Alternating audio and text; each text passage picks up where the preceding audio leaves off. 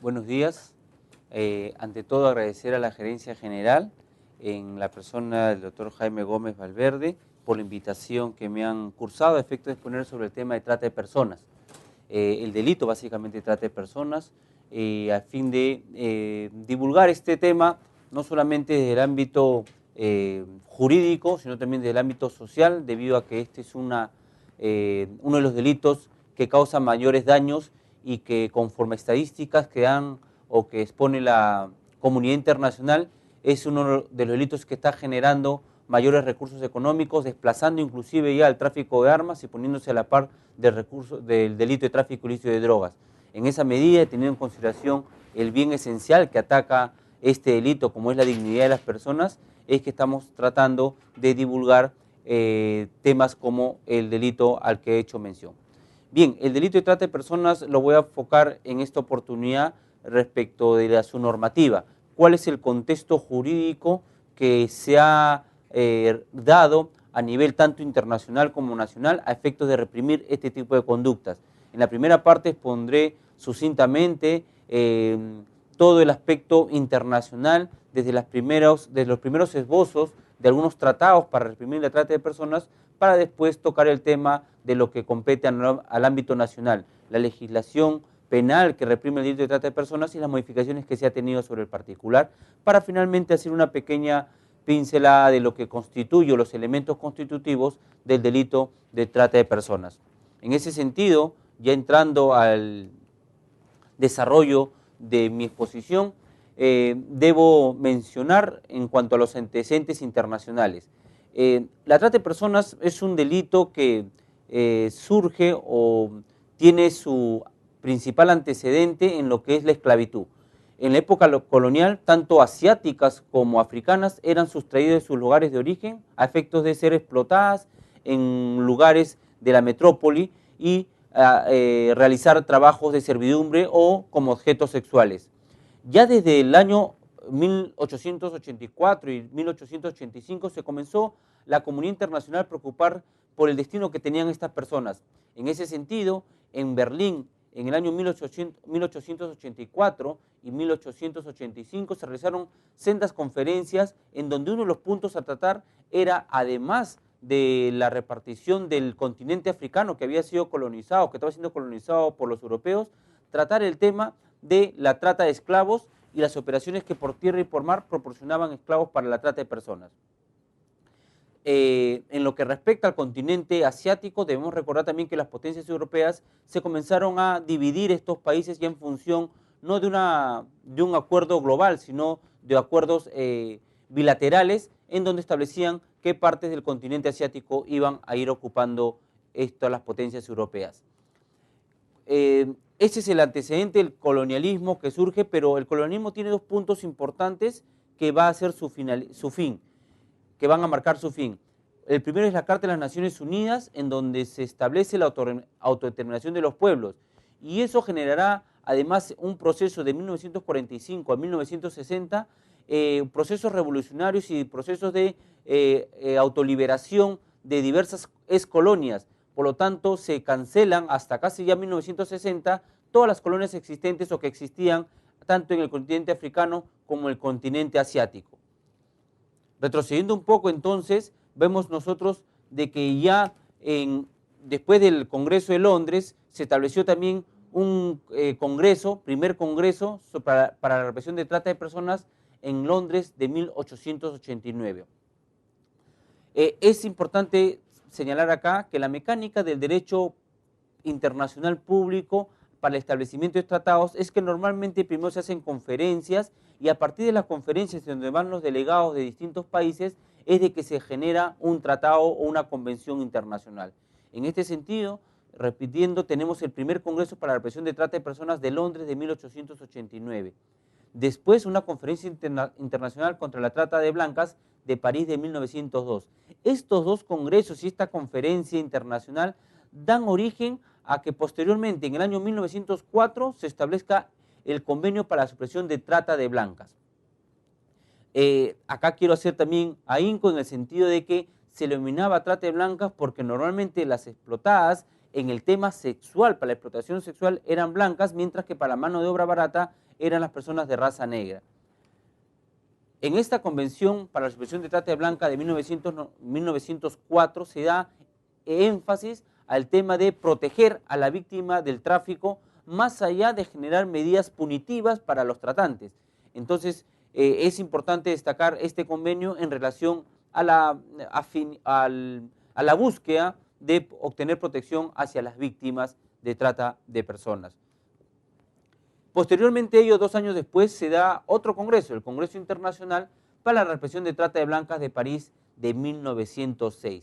En este congreso se trata o se trabaja el tema del intercambio de información, vigilancia de establecimientos, repatriación de mujeres que ejercen la prostitución, entre otras medidas. Es importante tener en cuenta acá que teniendo en consideración que era un congreso de carácter internacional, se hace énfasis al desplazamiento que existía de estas víctimas de un lugar a otro, es decir, eran personas sacadas de su entorno social para ser llevadas a otro sitio en donde podían ser con mayor impunidad explotadas. En este sentido, este congreso trata de verificar entonces o ver la manera de cómo liberando a las víctimas podríamos obtener la repatriación del lugar de donde ellas habían salido, de donde ellas habían sido sustraídas. Posteriormente este congreso, dentro de esta dinámica del derecho internacional público, se da 4 años después la Convención Internacional para la Supresión de Trata de Blancas de París de 1910. Esta convención es importante porque por primera vez a nivel internacional la comunidad internacional comienza a adoptar compromisos para la adopción de medidas de carácter penal, es decir, ya enfocándose al tema del explotador, del tratante. En ese sentido se establece que bajo ningún punto, bajo ninguna posibilidad se va a aceptar la prostitución de personas menores de 20 años, aún así se contara con su consentimiento. Entonces este es un punto muy importante para comenzar a ver que ya la comunidad internacional se le importaba el tema de la víctima, la perspectiva de la víctima, y consideraba que cualquier consentimiento que pueda tener una persona de 20 años para ser prostituida era un consentimiento viciado y por lo tanto generaba una represión para aquellas personas que habían inducido a estas personas a dedicarse a la prostitución. Posteriormente tenemos otra conferencia internacional, en este caso la Conferencia Internacional de Génova de 1921, en donde se enfoca también el tráfico de mujeres y niños, que ciertamente es importante destacar, han sido las víctimas más recurrentes en este delito. En el delito de trata, las víctimas más recurrentes son las mujeres y los niños, debido a las condiciones sociales de vulnerabilidad donde normalmente se encuentran estas personas en países subdesarrollados. Después de esto tenemos la Convención para la Supresión de Tráfico de Mujeres y Niños de 1922.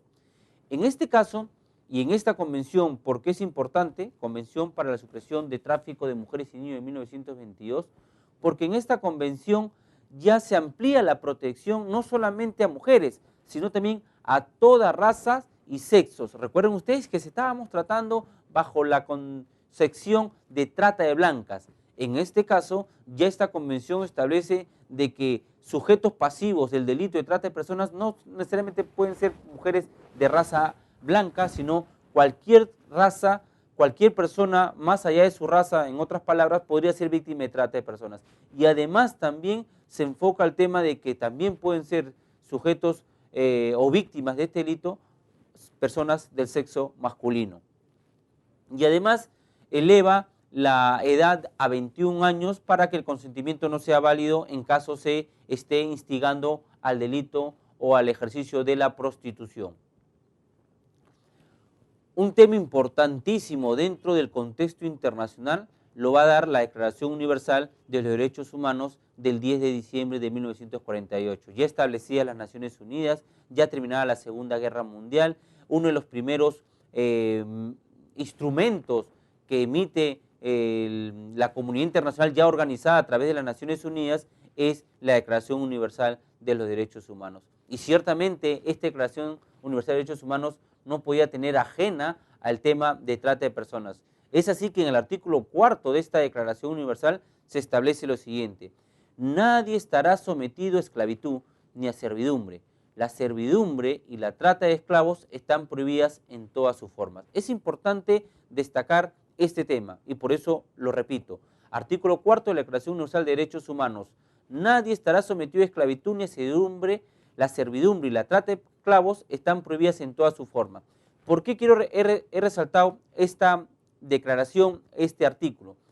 Porque los derechos fundamentales, todos los derechos fundamentales, incluyendo la vida, son derechos fundamentales que tienen límites, y los límites van a estar determinados por los ordenamientos nacionales. En este sentido, por ejemplo, en algunos países se aplican todavía legalmente la pena de muerte, con lo cual tenemos que la vida es relativizada. Pero en este caso particular de trata de personas tenemos que hacer énfasis que en ningún caso, conforme lo dice la declaración, en ningún caso se acepta la trata de esclavos porque están prohibidas en todas sus formas. Es decir, no hay posibilidad alguna que algún Estado pueda aceptar jurídicamente la trata o la esclavitud de personas. Posteriormente a esta Declaración Universal, y que debe ser enfocada, invocada por todos los actores que actuamos en la Administración de Justicia, surge el Convenio de las Naciones Unidas para la represión de la trata de personas y la explotación de la prostitución ajena del 2 de diciembre de 1949. Vamos viendo cómo un año después de esta Declaración Universal de los Derechos Humanos, ya las Naciones Unidas también se preocupa y saca una convención especial dirigida para el tema de trata de personas.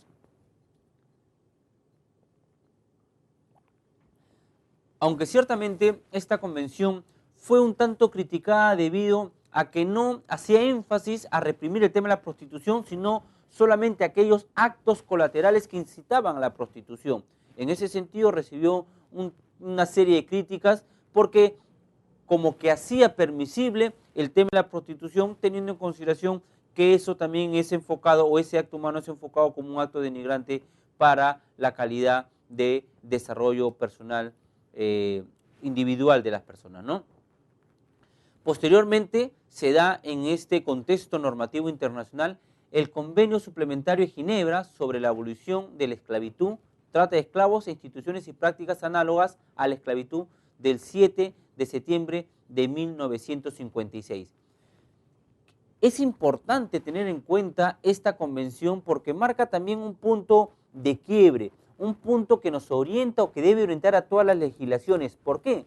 Porque en este convenio suplementario se establece que la trata de personas es un hecho que atenta contra la dignidad y la libertad del ser humano. Consiguientemente, es un atentado contra los derechos humanos. ¿Por qué hago el énfasis?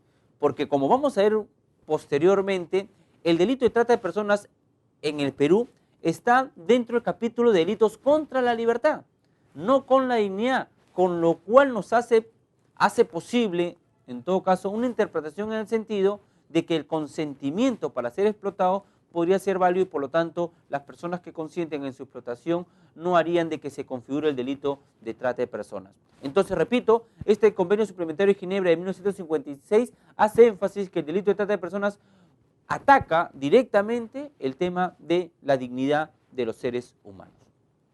Posteriormente, y dada la trascendencia e importancia también, y teniendo en consideración, conforme lo mencioné anteriormente, que las dos poblaciones objetivamente vulnerables en el delito de trata de personas son las mujeres y los niños, es que también es importante invocar la Convención sobre todas las formas de discriminación, Convención para la eliminación de todas las formas de discriminación contra la mujer del 18 de diciembre de 1979, conocido como la Convención de los Derechos de la Mujer. ¿Por qué es importante esta convención para el tema de trata de personas? Porque en esta convención se aborda la trata de personas como un tema de discriminación. ¿Un tema de discriminación contra quién? Contra las mujeres. Por eso establece esta convención que los estados deben orientar o deben generar políticas públicas a favor de las mujeres que las aleje del campo de ser captadas como víctimas de trata de personas. En este sentido, una de las políticas públicas, por ejemplo, que establece es el tema de educación, acceso de las mujeres a la educación, porque evidentemente una mujer educada, una mujer con cultura, va a estar más alejada de las garras de ser víctima de la trata de personas. ¿Y esto por qué es importante?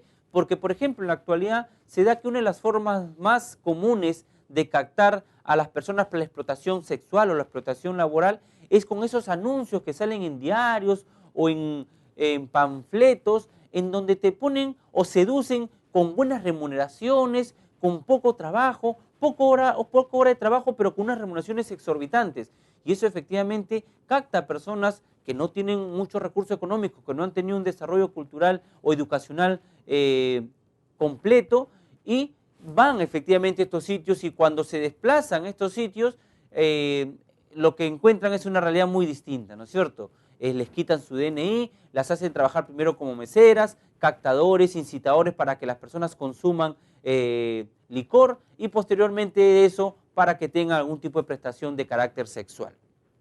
En ese sentido, hay que recalcar entonces, siempre hay que tener en consideración, para eliminar o para combatir el tema de trata de personas, el delito de trata de personas, es importante también políticas públicas orientadas hacia el desarrollo de las mujeres en todos los aspectos, no solamente educación, sino también temas de salud, eliminando todas las barreras que generan desigualdad en el trato entre hombres y mujeres. De esa manera el Estado estará, como les repito, haciendo prevención a fin de evitar la consumación del delito de trata de personas. En esta misma óptica, entonces, también debemos mencionar la Convención sobre los Derechos del Niño del 20 de noviembre de 1989, en donde ciertamente se establece también en esta convención que los estados deberán adoptar políticas públicas a efectos de favorecer o de generar mejores derechos y protección hacia los niños, estableciéndose varias garantías, como por ejemplo ciertamente la posibilidad de que los niños trabajen a partir de cierta edad, pero estos trabajos van a tener que estar normados, debidamente regulados por el Estado, a efectos de que no pase el umbral de ser considerado un tema de explotación, por ejemplo, en este caso laboral.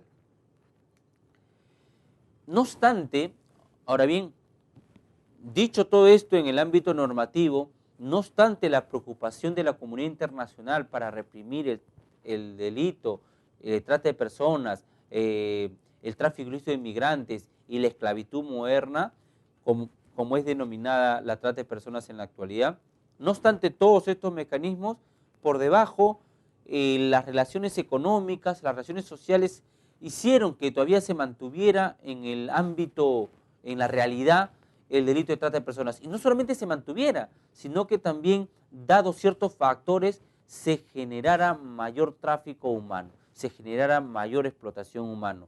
Y ciertamente pasamos de países colonizados, países subdesarrollados que daban o generaban mano de obra barata para ser explotadas en otros países, en el tema netamente laboral. Pero igualmente surgía en sitios de desarrollo económico, generar que se les proporcione algo que el mercado no proporciona. Recuerden ustedes que los delitos se van generando en ámbitos en donde el Estado no puede abarcar la prestación de ciertos servicios. Por ejemplo, tenemos todo el tema de la minería informal. En estos sitios donde se desarrolla la minería informal, ¿cuántos mineros están dedicados a esta labor? Digamos, por ejemplo, en la zona de Madre de Dios, 30.000, 50.000 mineros que están metidos en la selva durante mucho tiempo, están metidos en la selva realizando estos trabajos de extracción. La pregunta es, estas personas quieren una prestación de servicios sexuales, el Estado no les proporciona, no puede proporcionar el Estado esta prestación de servicios sexuales, por lo tanto, empresas criminales se van formando a efectos de proporcionar a estas personas aquellos que el mercado legalmente no les puede proporcionar. Así fue la explotación, el tema, por ejemplo, la represión del licor en Estados Unidos cuando estaba reprimido la venta de licores. Se generó todo un marco, todo un mercado ilegal a partir de la venta de licores. En este caso, se genera todo un marco legal, un marco ilegal, una estructura ilegal para proporcionar servicios, prestaciones, en este caso de carácter sexual, que son de carácter ciertamente ilegal. En este sentido, en toda esta circunstancia, y dado que la trata de personas comenzaba a generar grandes ingresos económicos a quienes se dedicaban a la trata, es de que se comenzó a ver de que el delito ya no generaba o ya no se generaba a partir de una reunión ocasional de personas, sino que se comenzaron a generar estructuras organizativas, o mejor dicho, estructuras de delito.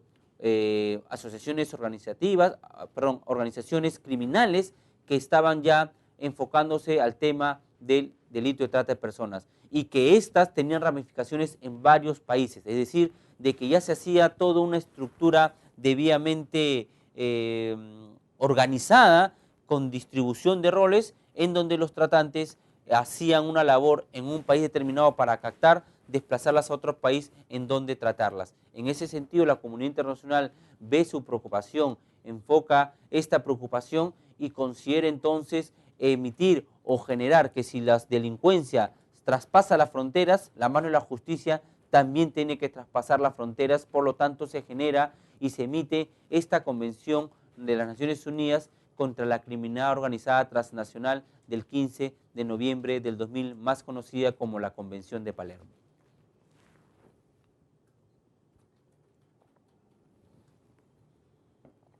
La Convención de Palermo lo que establece es generar mecanismos de lucha distinta porque vamos a enfrentar un nuevo tipo de criminalidad. La criminalidad organizada es un nuevo tipo de criminalidad frente al cual los estados no estaban preparados. Y en ese sentido es de que se genera ciertos parámetros a efectos de darle lucha de manera efectiva a este nuevo tipo de criminalidad. Por ejemplo, se establecen dentro de esta convención nuevas estrategias para un nuevo tipo de delincuencia, se establecen un nuevo tipo de investigaciones como el agente secreto, beneficios penitenciarios reducidos para personas condenadas por delito de trata de personas, perdón, agentes encubiertos, me refería en la anterior oportunidad, beneficios penitenciarios más difíciles o con mayores requisitos para personas que han sido condenadas por delitos de criminalidad organizada. También se establece una decidida cooperación internacional y con lo cual se establecen que todos los estados van a tener un ente central que articule toda la comunicación, todos los requerimientos de carácter internacional entre un país y otro. Igualmente tenemos que esta Convención contra la Criminalidad Organizada, la Convención de Palermo, establece que se deben establecer responsabilidades contra personas jurídicas.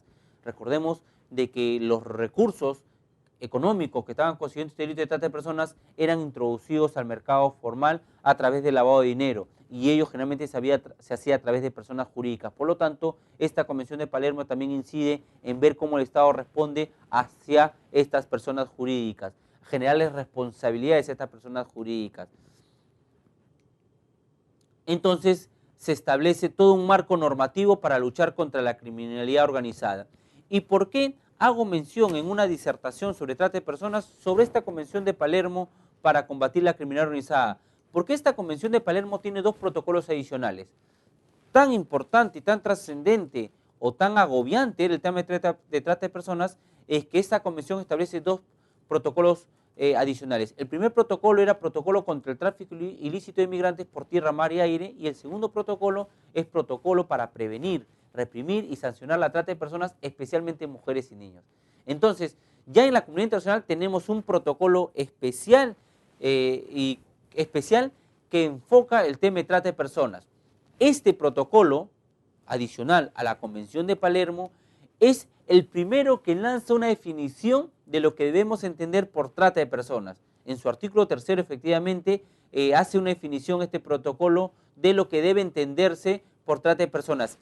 Esto con la finalidad de que esta convención sirva como marco para que todos los ordenamientos nacionales de aquellos países que han suscrito este protocolo de Palermo puedan también adecuar sus ordenamientos nacionales a efectos de introducir en sus legislaciones penales particularmente este tipo de definición, es decir, una definición, un delito de que esté en consonancia con lo que ha acordado la comunidad internacional. Muy bien, hasta acá el aspecto normativo de carácter internacional. Hemos dicho ya, hemos hecho un recuento ya de todas estas convenciones que se han realizado hasta llegar a la Convención de Palermo para reprimir la criminalidad organizada y su protocolo adicional, que es un protocolo directamente enfocado al delito de trata de personas, y la definición que se da en su artículo 3 de lo que debemos entender por trata de personas. Como repito, recuerden ustedes que el convenio de Palermo se da en el año 2000, 15 de noviembre del 2000. Ahora bien, ¿qué pasa en el Perú? ¿Qué pasa en nuestro contexto en el contexto nacional? Lo primero que debemos decir cuando debemos abordar el tema de trata de personas, que debemos enfocarnos siempre o tener como primer instrumento normativo la Constitución. Nuestra Constitución, ciertamente, 7 años antes de esta Convención de Palermo, la Constitución de 1993.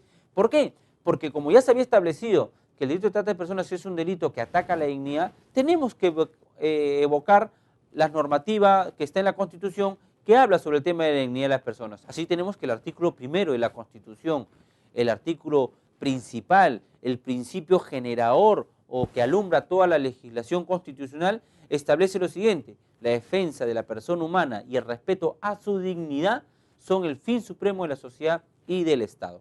Entonces vamos viendo nosotros la trascendencia que debe ser para el Estado, o que es para el Estado, enfocar y combatir el tema de trata de personas, teniendo en consideración que ataca al principio básico de la sociedad, como es el respeto a la dignidad de las personas. Igualmente, tenemos el artículo 2 de la Constitución, en donde se dice que toda persona tiene derecho. El inciso 24 dice a la libertad y la seguridad personales. En consecuencia, el acápite D, si mal no recuerdo, establece que no se permite forma alguna de restricción de la libertad personal, salvo en los casos previstos por la ley. Punto seguido.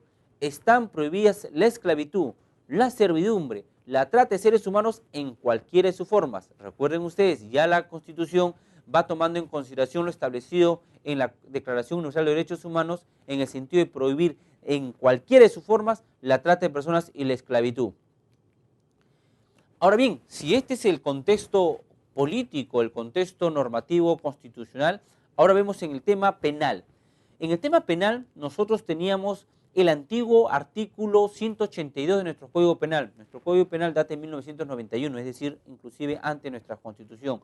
En el artículo 182 del Código Penal, dentro de los delitos contra la libertad sexual, se establecía lo siguiente: el que promueve o facilita la entrada o salida del país o el traslado dentro del territorio de la República de una persona para que ejerza la prostitución.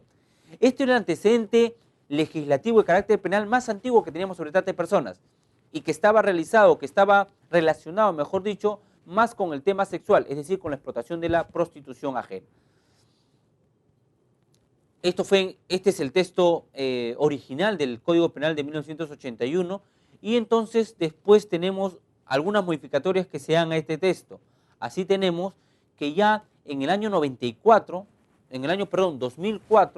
se modifica este artículo 82 a través de la ley 28.251. ¿Qué es lo que establece esta ley o esta modificación?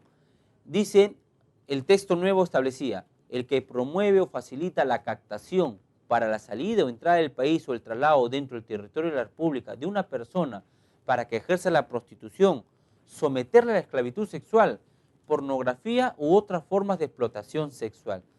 Vamos dando cuenta entonces de que los antecedentes penales, o lo mejor dicho, los antecedentes en nuestra legislación penal sobre trata de personas estaban básicamente enfocadas al tema de la explotación sexual. Por eso que estaban introducidos, estaban inmersos dentro de nuestro Código Penal, dentro del título de delitos contra la libertad sexual.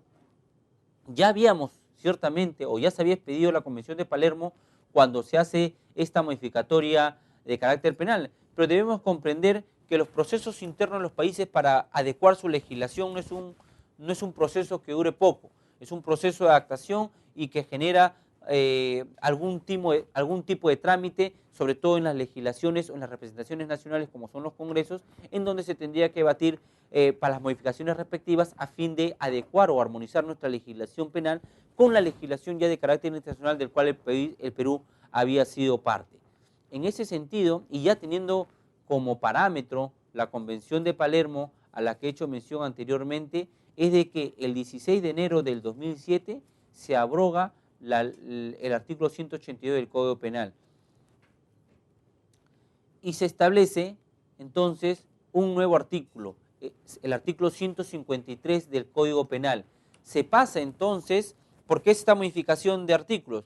Porque se saca de los delitos contra la libertad sexual el delito de explotación sexual, se saca del capítulo, como repito, de los delitos contra la libertad sexual y se pasa a los delitos contra la libertad.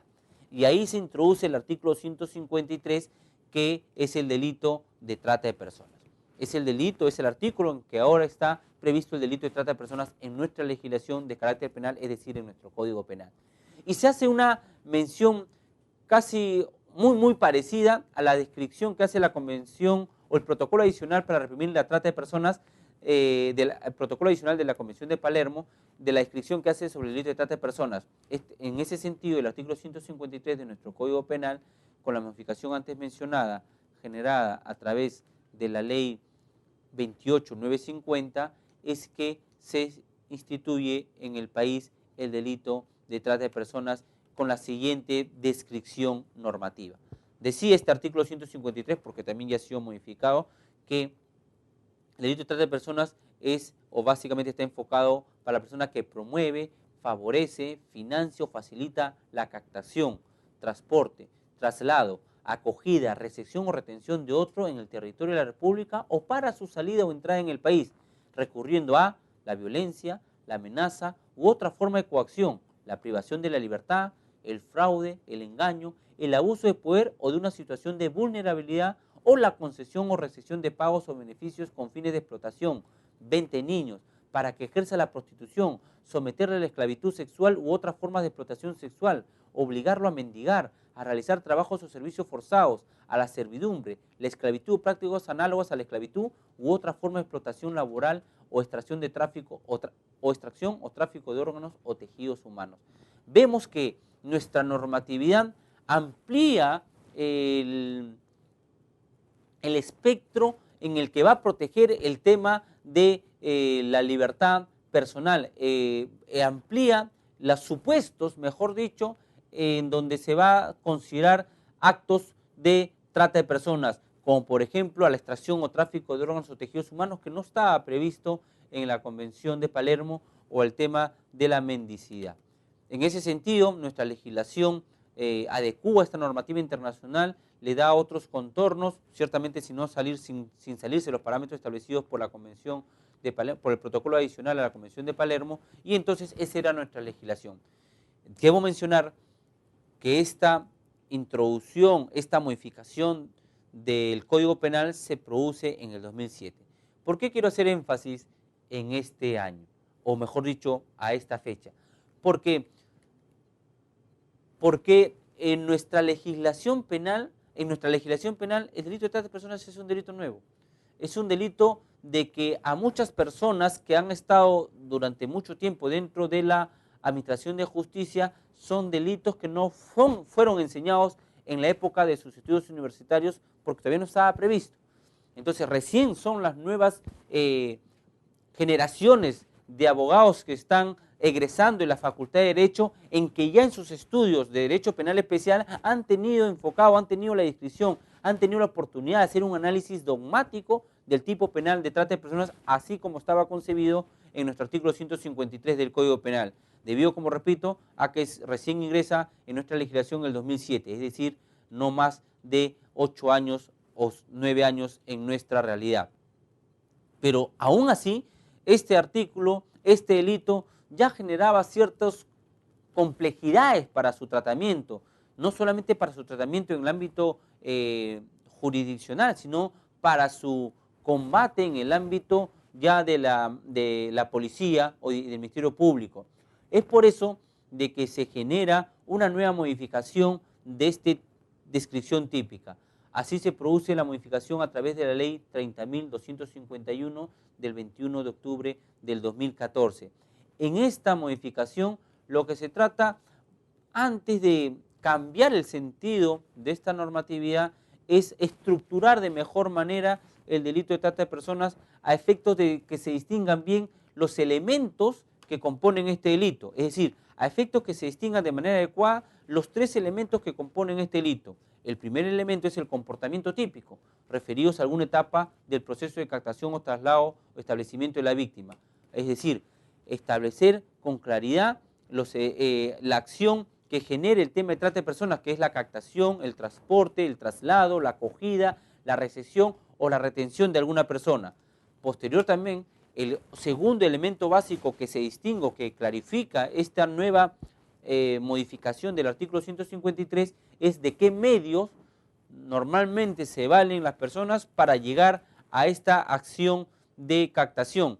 Estos medios son, por ejemplo, la violencia, la amenaza, otras formas de coacción, privación de la libertad, el fraude, el engaño, el abuso del poder, abuso de una situación de vulnerabilidad y concesión o retención de pagos o beneficios. Solamente quiero detenerme un minuto en el tema del abuso de una situación de vulnerabilidad. Es importante tener en cuenta acá porque esto puede marcar el tema de distinguir un consentimiento válido de un consentimiento que no es válido, de un consentimiento viciado.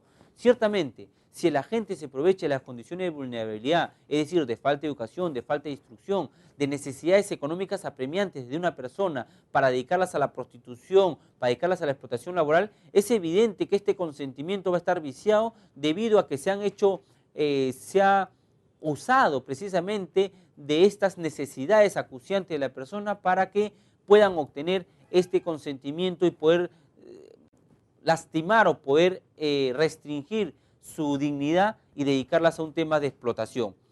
Es por eso que es muy importante que se tenga en cuenta las situaciones, los lugares de donde son captadas estas personas a fin de evaluar si efectivamente el consentimiento aparente que puede ella haber mostrado para ser dedicada a un tipo de explotación es correcto o es viciado.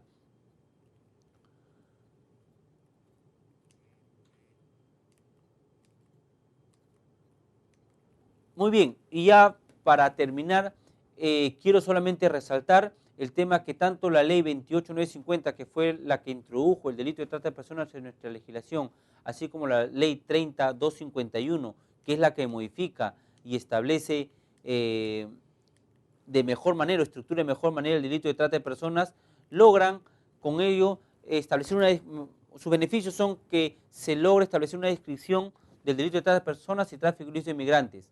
Se modifica además, con esta ley 30251, se modifica la ley de lavado de activos para incluir dentro de uno de los supuestos que generan estos activos el delito de trata de personas.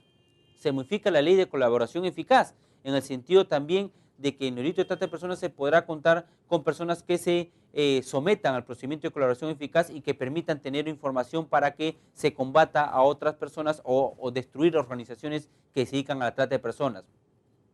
Se modifica también efectivamente el Código Penal y se introduce las figuras del agente especial, el agente encubierto, que permitan una investigación de mejor manera del delito de trata de personas. Pues ciertamente, al ser un delito complejo, al ser un delito realizado por estructuras organizadas de personas dedicadas a este tipo de delitos, es importante tener una investigación más acuciosa, una investigación más profesional, una investigación con información clasificada que nos permita llegar a todos los miembros de la organización. Y también se establecen a través de esta ley 3251 facultades al Ministerio Público para los temas de interceptación telefónica y otros mecanismos que le permitan combatir de mejor manera el delito de trata de personas. Por último, solamente quiero hacer mención muy rápido de la ley 30.077 del 20 de agosto del 2013. Es una ley que combate el crimen organizado. Recordemos que la Convención de Palermo es una convención para reprimir el crimen organizado transnacional. Efectivamente, ahora en el Perú, en el 2013, se expide una legislación especial para combatir el crimen organizado y se establece que los delitos dentro de los cuales, o los delitos que podrán realizarse o que están dentro de esta ley para combatir el crimen organizado, se hace una lista de delitos que pueden ser cometidos a través de una criminalidad organizada, y dentro de ellos está al costado de homicidio, asesinato, que es el sicariato, el secuestro, el chuponeo telefónico, la extorsión, la falsificación de billetes, el tráfico ilícito de armas, está también el delito de trata de personas. En ese sentido, entonces, se establece a través de esta legislación que no solamente a nivel nacional nuestra legislación penal ha ido modificándose a efectos de dar una mejor descripción del tipo penal de trata de personas, pero a su vez también ha generado de que el delito de trata de personas pueda ser combatido a través de la legislación que combate el crimen organizado, lo que permite una lucha más eficaz del Estado peruano en contra de este nuevo tipo de criminalidad. Espero que con lo expuesto más o menos accedan ustedes a un conocimiento de la normativa tanto internacional como nacional que reprime el delito de trata de personas. Agradeciendo nuevamente la invitación cursada por la Gerencia General del Poder Judicial, me despido, no sin antes mencionarles efectivamente mi nombre es Segimundo Renón Velasco y soy juez superior penal de la Segunda Sala Penal y Liquidadora de la Corte Superior de Justicia de Lima. Muchas gracias, buenos días.